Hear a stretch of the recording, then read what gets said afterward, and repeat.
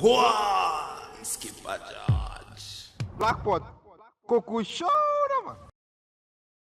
CPP is irrelevant. CPP. When we say CPP, we are talking about the party that had the cock. My brother, my sister, Kwame Nkrumah's Convention People's Party. Forward ever, backward never. It was founded in 1949 after Kwame Nkrumah broke away from the bureaucratic UGCC. He broke away from J.B. Dankwa. He broke away from Power Grant. Broke away, my brother, my sister, from the rest of them. It was a tea-drinking bourgeoisie party. Nkrumah came in, shaped a few things left, right, and center, and grew it into a full-blown political party. They struggled towards the independence of this nation. Of course, the Aborigines were also there, fighting seriously, the Fanti Confederation, and more. But the UGCC became the very first full-fledged parties with modern apparatuses, wresting power from the colonial administration. Kwame Nkrumah was the secretary of the UGCC from when he arrived in Ghana on the invitation of the UGCC. He went into the hinterlands, underground, and spoke to the people to support the great movement called the UGCC. He saw the power of women in politics. For the first time in our political history, Nkrumah engaged a lot of women, especially market women, teachers, and also journalists. We remember the very first female journalist this country ever produced, Equia Asabia Ayisi. We also had Mabel Dove Dankwa, my brother, my sister, who at a point was a wife to J.B. Dankwa. They were all members of the CPP. And in fact,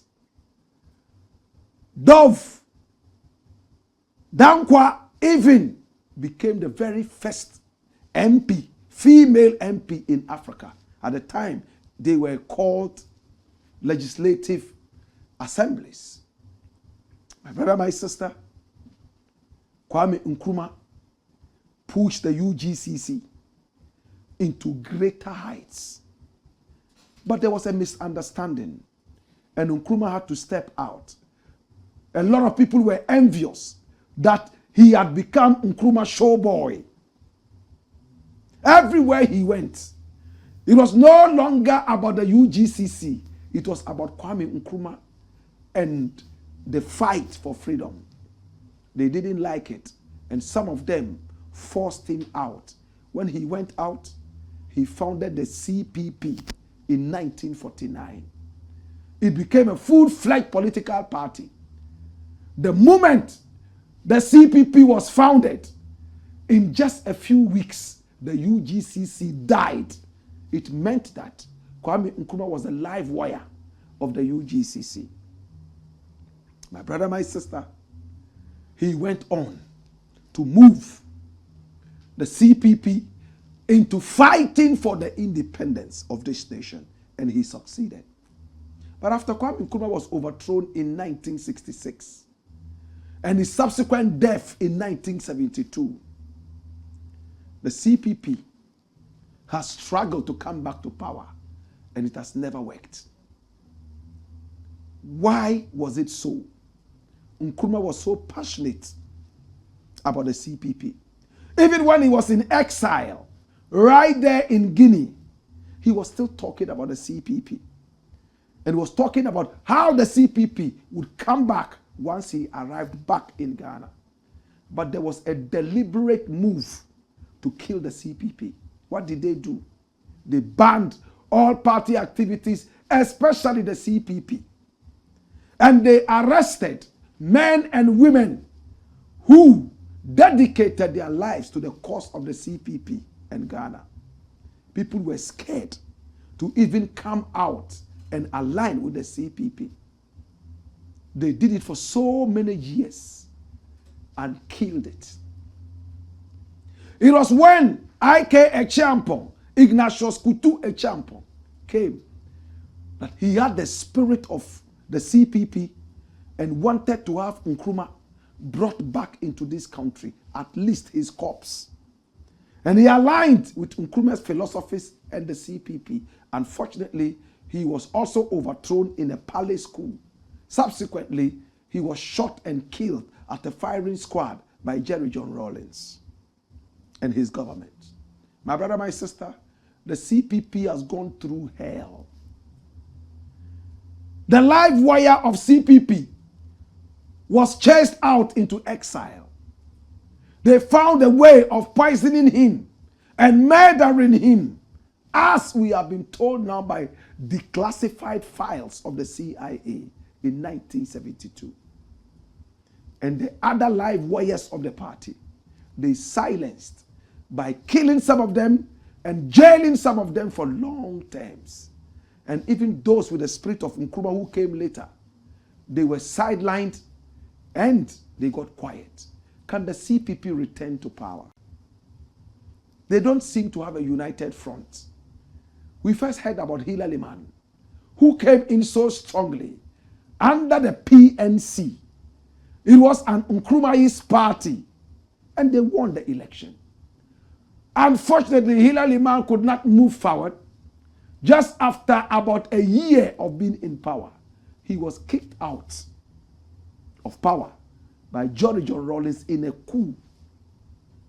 From that time, no Nkrumahist party except the NDC, which some people don't see as a true 100% Nkrumahist party, because one of the founders, or the founder, Jerry John Rawlings, did not have some really palatable things to say about Kwame Nkrumah when he was alive.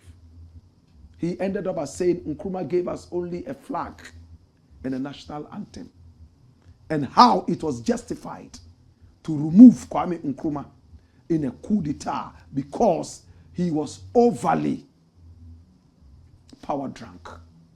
Such a person cannot be an Nkrumahist. My brother, my sister, but Kwame Mpianim, one of the country's finest heads when it comes to economics, he's here.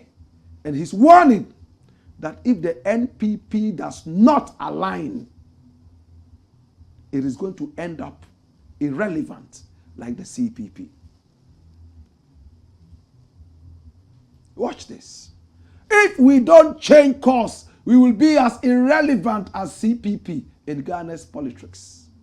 Kwame Mpianim to NPP leadership. Run it, my youth.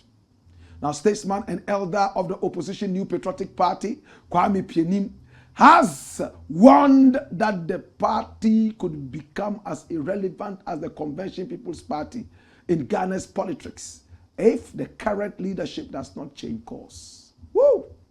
Now the comment comes as the NPP tries to build a united front following its defeat in the 2024 general election. Mr. Mpianim tells 3 News in an exclusive interview that the current direction of the NPP is wrong, and elders and founding members alike are worried and anxious. Dash it away. That's what I want to draw your attention to. For Kwame Mpianim, what has made the CPP irrelevant is the wrong direction in which it went, and apathy. But is the CPP irrelevant? What were the ideologies of the CPP? They were the ideologies of Kwame Nkrumah. Whoever dons the suit of the CPP, does he follow the same ideologies as Kwame Nkrumah laid down? That's the big question to ask. Why is the CPP supposedly irrelevant? Because we have thrown the ideologies of Kwame Nkrumah away. Nobody ever wins an election in Ghana insulting Kwame Nkrumah. So why is Nkrumah's CPP unable to return to power? Because it's moving in the wrong direction. And two, my brother, my sister, we do not seem to appreciate the fact that there could be yet another Kwame Nkrumah. As long as you believe in the ideologies of Kwame Nkrumah, you don't have to wear Kwame Nkrumah's head, but you are a son of Kwame Nkrumah. We have seen his children try to get into politics. It didn't look like they went far. Samia Nkrumah came in. She was thrown out after the first tenure as MP. Now the other one was picked up by John Evans Atta Mills and put into office. In no time, my brother, my sister, he was kicked out because of some rash statements he made, according to the party at the time. If Nkrumah's own children seem to be failing at advancing the CPP agenda, the Nkrumahist agenda, then what remains of the CPP and Nkrumahism? Nkrumahism continues to be as popular all over the world as possible.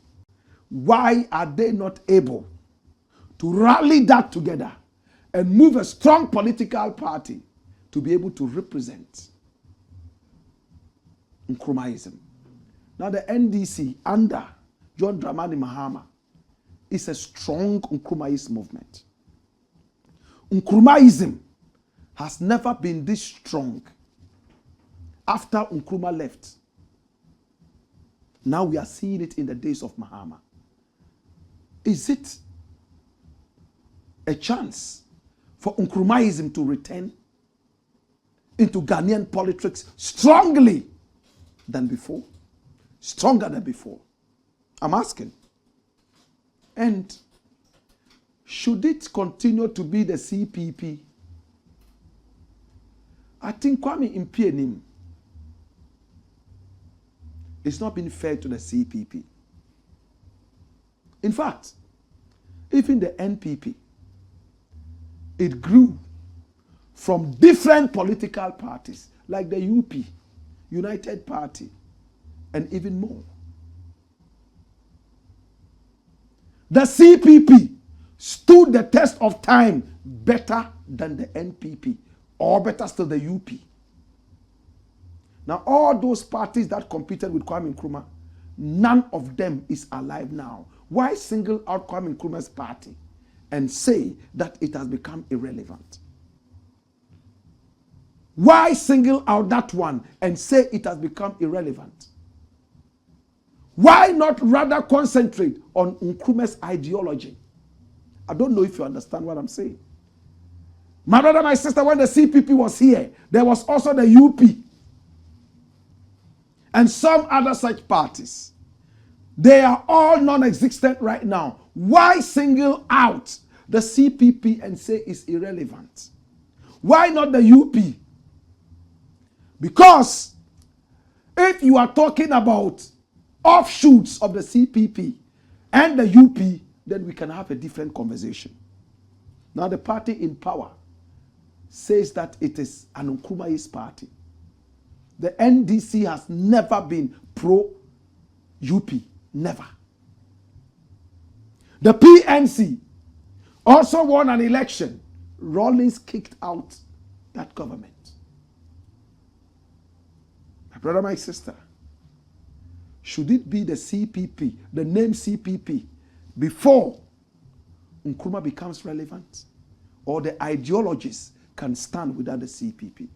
Certainly, the latter is the answer. Even without the CPP, Nkrumah is still Kwame Nkrumah. The CPP may not return as the CPP, but it can return in the form of the CPP with a different name. Hallelujah. It's like saying that, oh, Moses has become irrelevant. the 10 commandments may still be as relevant today as they were in the past. Don't take your brother's wife. Do not steal. Do not do that. Even when Christ came, he was very careful to say that the laws of Moses were irrelevant. You know what he said? He said he had come to fulfill. He was a fulfillment of the laws of Moses. So instead of having 10 commandments, he gave them 2 commandments. Know and love God as your Father. And 2, love thy neighbor as thyself. These were the only commandments Jesus Christ gave us out of the 10 commandments. Tell me, which one of the 10 commandments is not in the 2 that he has mentioned? My brother, my sister, don't find a way for self-aggrandizement by trampling the CPP and the ideologies of Kwame Nkrumah. Some people only feel big when they push you down.